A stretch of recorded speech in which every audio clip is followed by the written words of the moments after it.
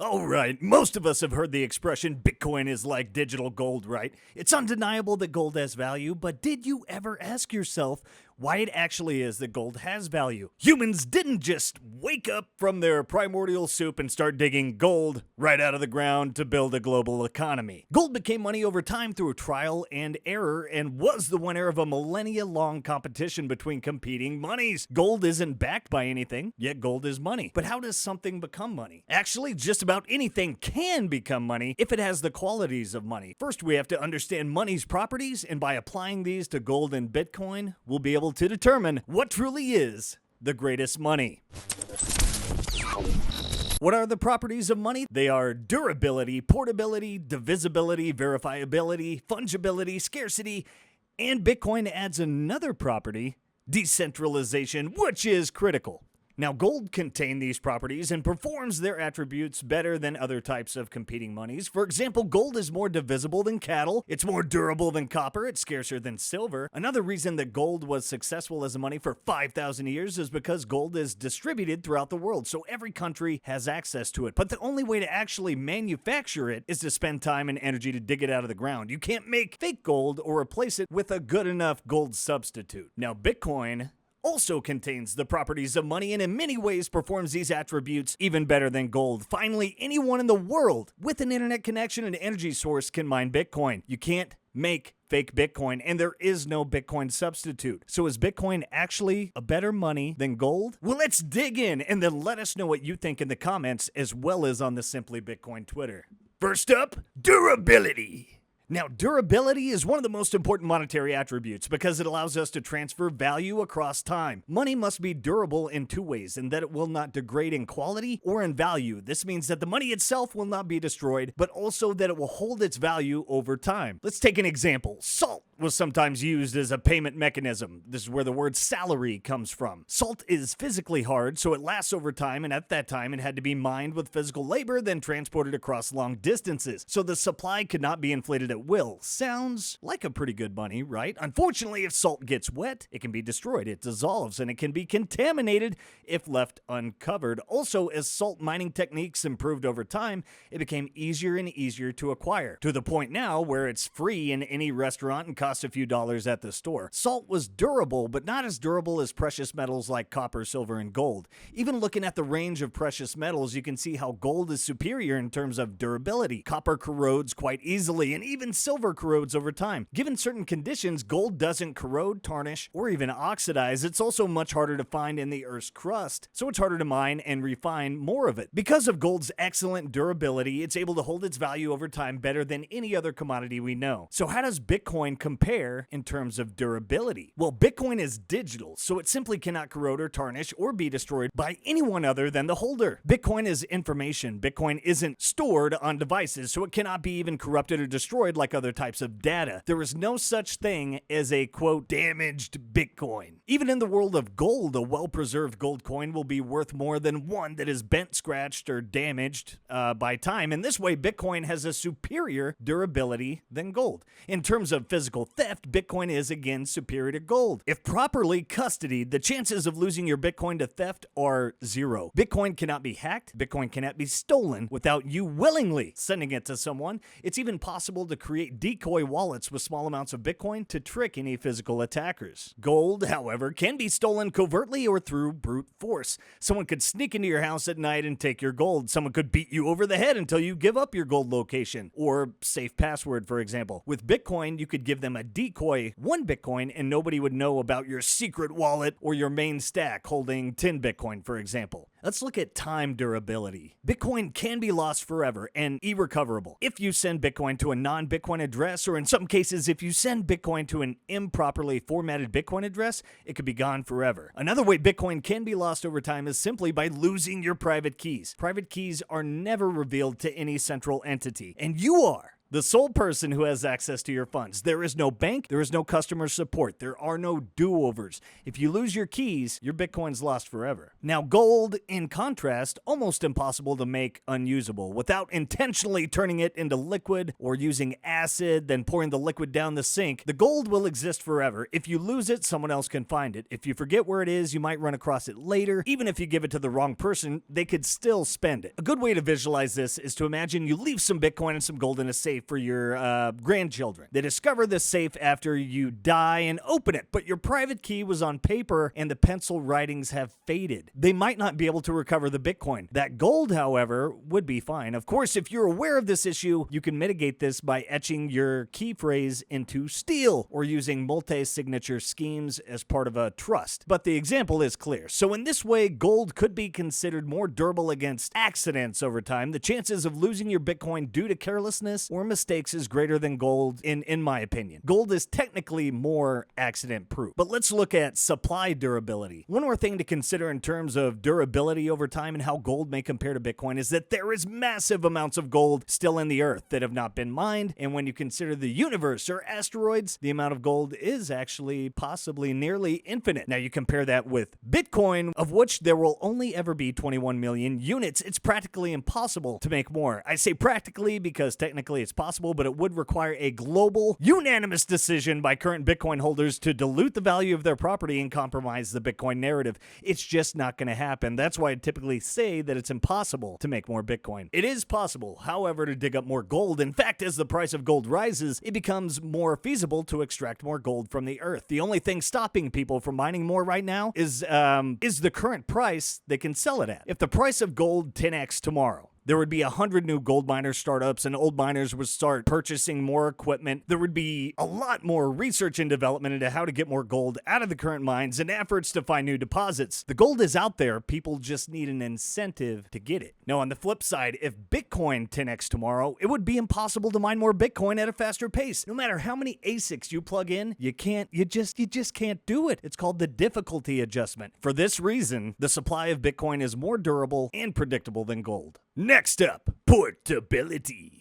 Now, gold survived as money for many years because it was portable across both time and space. Portability across space could also be related to durability, since gold is a very hard substance and can literally be put into your pocket or loaded into a wagon, and it can survive to pass on to the next person. However, gold is heavy, and moving a lot of it, gold requires lots of energy. In the past, that was wagons and horses, then it was steam engines, now it's massive ocean vessels and airplanes. It's expensive to move gold across large distances. And as you can see, it's also very dangerous. Moving gold puts you at risk of adverse weather events and complete loss of your money, shipwrecks, plane crashes, or of course, theft. Bitcoin is digital, so it's very much superior to gold in this regard. You can send Bitcoin to anyone, any moment, as long as they have internet or data connection via cell phone, and sometimes even without internet access. Please see our video on if Bitcoin can survive nuclear war for more on that. Rather than requiring thousands of dollars and months of time to do a final settlement of gold, you could transfer the same value using Bitcoin in a few hours for a few dollars, or at almost zero to no cost. Now, Bitcoin versus gold security, I think that Bitcoin is the clear winner here. I can transport billions of dollars worth of value in my pocket, or even stored in my mind. If you can memorize 12 words, then you can memorize the keys to unlock your Bitcoin. This is a huge advantage to moving value across borders, especially in emergency situations. Now, aside from the unlikely event that you have to leave everything behind and start a new life in a foreign country, imagine trying to move your life savings in gold while just moving house. Even moving across town, you'd either need to hire an ultra-secure, well-known and trusted gold transport service or put yourself at some serious security risk. Just have a few gold coins as savings. What if there's a hole in your pocket? Or you take out your phone and they drop out? Even if you take special care, what if you have a car accident on the way or get pulled over by the cops and they confiscate your money through civil asset forfeiture? You don't have the same problems with Bitcoin. Even in the case that you are transporting your single signature seed phrase, you at least have the option of more hiding places since it's a piece of paper. If you're concerned about losing the paper, you could keep the paper, but memorize the single passphrase and create a secret wallet so your main wallet has zero funds. You could also send the funds to a multi-sig scheme with collaborative custodian using your phone as a key in a 2 of 3 signature scheme, for example. This way, even if someone tries to confiscate 1 of 3 of your Bitcoin wallets, wallets, you can still recover the Bitcoin. There are lots of options. Bitcoin isn't physical, so it's obviously easier to transport securely. Bitcoin has more security options. You can divide your Bitcoin into multiple wallets. You can put your Bitcoin into a secret wallet by creating a passphrase. The only limitation to security options for storing Bitcoin is your technical ability. However, there is still the kink that you can be tricked or scammed remotely. With gold, assuming that you self-custody, stealing it requires that someone goes to your house, knows where you hide it, breaks in, and gets away with a crime. There is a lot of risk to the attacker. Now with Bitcoin, they can send you thousands of spam emails a day, or one tricky text, or phish you on Tinder with a photo they downloaded from the internet. It's relatively cheap and fast to attempt to steal Bitcoin. Even though you have many more security options in Bitcoin, the possibility of you shooting yourself in the foot is much greater since the attacker doesn't have to be in the same location as your Bitcoin. But even so, gold has some disadvantages too. You still need a physical safe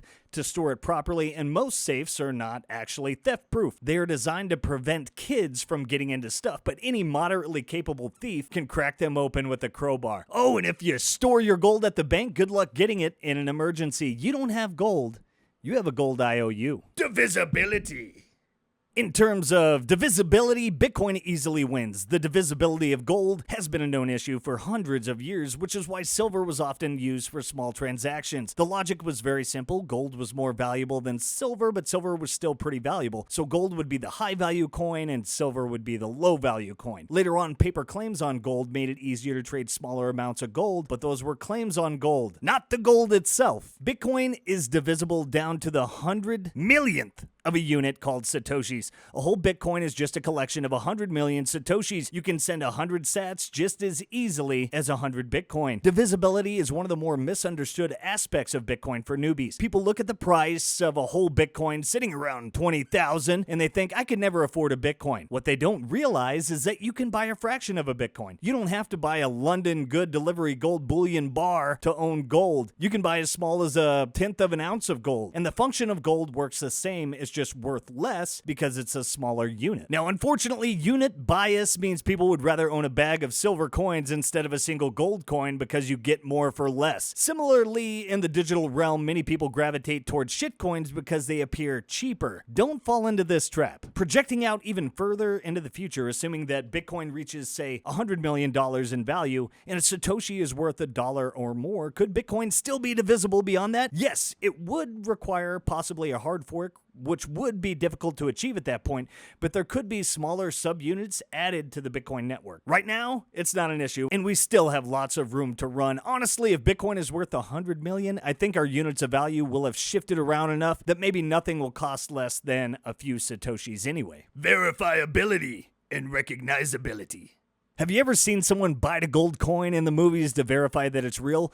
Gold is actually a relatively soft metal, so if you bite into a 100% gold coin hard enough, you'll make some teeth prints in it. Biting gold coins was a low-tech way to verify gold's authenticity. Visually, it's pretty easy to identify gold as well, at least to distinguish it from obvious fakes. The trouble with verifying gold is that it can be filled with non-gold substances to varying degrees. Gold-plated things could perhaps be scratched or etched to discover fakes, but high-volume gold fakery is worth the time to create, and there are many instances of gold bars being filled with tungsten, for example. If you truly want to verify the authenticity of gold bars and coins, you need to fully melt down the unit and remint it. Even with a purity tester, you're only testing the authenticity of the gold. If your unit is gold-plated or chelated with small amounts of other metals on the inside, you wouldn't be able to test that without melting it down. Perhaps with some expensive X-ray machinery, you could get some middle ground verification, but that will cost thousands of dollars. And let's be honest, are you really going to invest that money, or are you just going to trust the exchange you bought it from? Bitcoin, however, is very cheap and easy to verify. On the surface level, any wallet software you use is going to verify your Bitcoin transaction for you. As long as you trust the wallet, you can be sure that the Bitcoin you own is real Bitcoin. It's not like you can create a fake Bitcoin and send it to a Bitcoin wallet. The wallet will simply ignore the transaction. Using a trusted Moon or Blue wallet, and even for newer users, Cash App, or Strike, you can be 100% sure that any Bitcoin you receive is real Bitcoin. Going a step further, you can even verify that Bitcoin is real by running your own node. Every Bitcoin wallet must use a node, so if you're using a wallet like Cash App or Strike, you're trusting their node. A node will track every single Bitcoin transaction that ever occurred on the network in order to make sure each Bitcoin transaction that preceded it is legit. By using their node, you're assuming they are keeping proper track of Bitcoin transactions and that they are verifying everything correctly. If you don't trust them, no big deal. You can get a different wallet that allows you to use your own node, and then you will personally verify all Bitcoin transactions in history back to 2009 so that you can be sure the Bitcoin you receive is legit. You know, it could cost $200 and a few hours of time to buy a node or build one using your own hardware and a Raspberry Pi and set it up, or you can spin up a node on an old laptop and simply download and run Bitcoin Core at little to no added cost. Fungibility. Fungibility is the idea that each unit of money is equally valuable to another unit of money. For example, if I have 5 separate $1 bills and went to buy something from the store, they would equally accept those bills versus someone else's bills. It doesn't matter who gave them to me. When the store makes change for the next customer, that person equally doesn't care where those bills came from because they know the next person down the line will also accept them. You know, it's a common urban legend that all 100 bills in the USA contain trace amounts of Colombian Bam Bam because they're used to snort powdery substances. That stuff that used to be in Coca-Cola. Whether this is true or not, it explains the principle of fungibility well. For example, someone could pay for their kids' daycare using a $100 bill that may or may not have been owned by a Coke dealer, and it's perfectly fine. Gold is very fungible, but it has some issues. Gold is a metal, and any amount of pure gold is worth the same as any other equal amount of gold. It doesn't matter if the gold is from Asia or Africa, or if it's made out of gold dust from a stream or melted down from gold embedded in rocks. Gold is gold. However, gold loses a bit of fungibility during the minting and exchange process. Some gold coins have different pictures and prints and originate from different mints. And although they are the same weight, they sell for different prices. This is unfortunate because it means that if we were truly to use gold coins as a medium of exchange, there would be multiple exchange rates for each type of gold coin. As a matter of fact, there may even be different exchange rates based on the weight of the unit because of the practical aspect of exchanging gold. Gold coins are generally more expensive per unit of weight because they cost more to mint, while gold bars are cheaper because a person's buying in bulk. Well, no unit of Bitcoin is worth more than any other equal unit. There are no printed faces on Bitcoin, and it doesn't take more energy to send, say, a penny of Bitcoin versus $10 in Bitcoin. It's not easier to store or transact higher volumes of Bitcoin either. Bitcoin is a public ledger, and you can trace every single transaction back to the beginning of the first transaction to Hal Finney in 2009. Using analytics, some users and companies can identify certain transactions with specific people or activities. For example, the coins hacked in the Mt. Gox hack are forever traceable back to that event. Coins used in Silk Road transactions will forever be associated with that and cannot be unlinked from those previous activities. Right now, this doesn't seem to be an issue, but it could be an issue in the future if Bitcoin usage becomes more widespread. And it's more of a hypothetical. Could governments step in and force large exchanges and wallets to blacklist certain Bitcoin addresses? It's possible. But then again, the US government auctioned off 29,000 Bitcoin it confiscated from Silk Road, where people bought and traded Bitcoin for all kinds of illegal stuff. So to me, that's kind of an implicit acceptance by the largest and most powerful government in the world that past Bitcoin history shouldn't affect its fungibility in the future. And here we are, scarcity.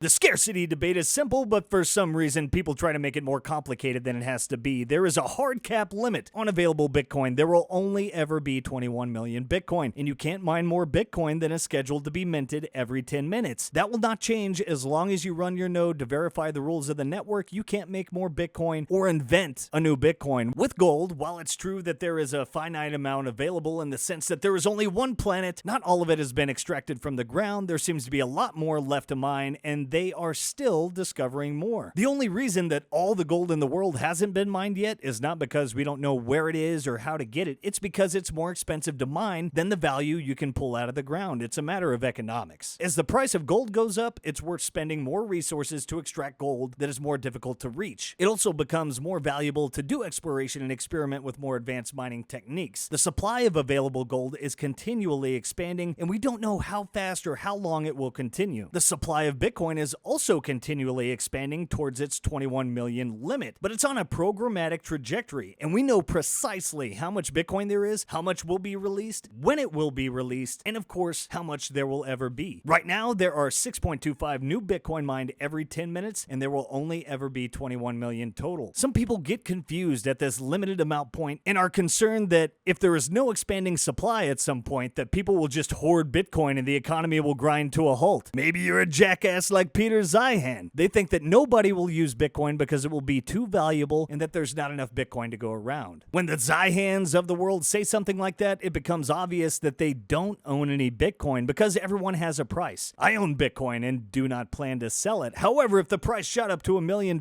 maybe I'd take a little off the table to buy some rentals or generate some extra income for my family or take care of health issues, pay down some debt. The key here is that the utility of some other item exceeded the utility of holding Bitcoin. Bitcoin is money, and money should be used for saving until you find a use or need for it. Just like dollars sit in your account until you want to deploy them, Bitcoin sits in a wallet until you want to buy something with it. As Bitcoiners become wealthier and more people demand to get paid in Bitcoin, they will absolutely start to peel off some of their stack to pay for goods and services. The point of having money is to live life. Some Bitcoiners may never sell, but many will. It's just human nature. You know, personally, I don't dream to be a dead rich guy with my Bitcoin wallet in my grave. I and many others would like to live a fulfilling life. My point is that Bitcoin will naturally trickle into the economy and exchange hands, just like every other type of money that ever existed. Similarly, regarding the limited supply concern, I think it's obvious that the economy will adjust itself. I find it hard to imagine that there will be a group of mega quadrillionaire Bitcoin owners while the rest of the world begs in the streets for sats. Let's take it back to basics. People with money need services, and there are people without money who are willing to perform services. Kinda how the economy works now. So is Bitcoin better money than gold? Well, you're goddamn right it is, but I think the physical nature of gold versus Bitcoin is the main hurdle that the average person struggles to overcome when it comes to perceived value. This is no knock on Bitcoin skeptics, but it doesn't take much higher level thinking to understand why gold has value. It's attractive and unique. It exists in the real world and you can touch it. It's literally hard to find and rare to see. This is basic human emotions and logic at work. Now, in the contrast, Bitcoin requires that you challenge some of your instincts and think deeply about it. What is the nature of money? Could something that doesn't exist in the physical world actually be used to transfer value? Plus, although one of Bitcoin's main slogans is "Don't trust, verify," believing that Bitcoin is the future of money for the entire world does require some trust in things like internet infrastructure, developer competence, self-confidence to choose the right money, and of course, one's own ability to project into the future. I think that many people who reject Bitcoin are simply afraid that they are not smart enough to choose something new, and so they just stick with what they know. Bitcoin is too good to be true, so it must be a scam. You have to learn what Bitcoin is, learn how to use it, and believe in yourself enough to say, I did my research and I think Bitcoin is legit. For me, I've done my research, I believe in Bitcoin, I hold my own keys, and I don't think I would ever go back to owning gold now that I know more about money. But thanks to gold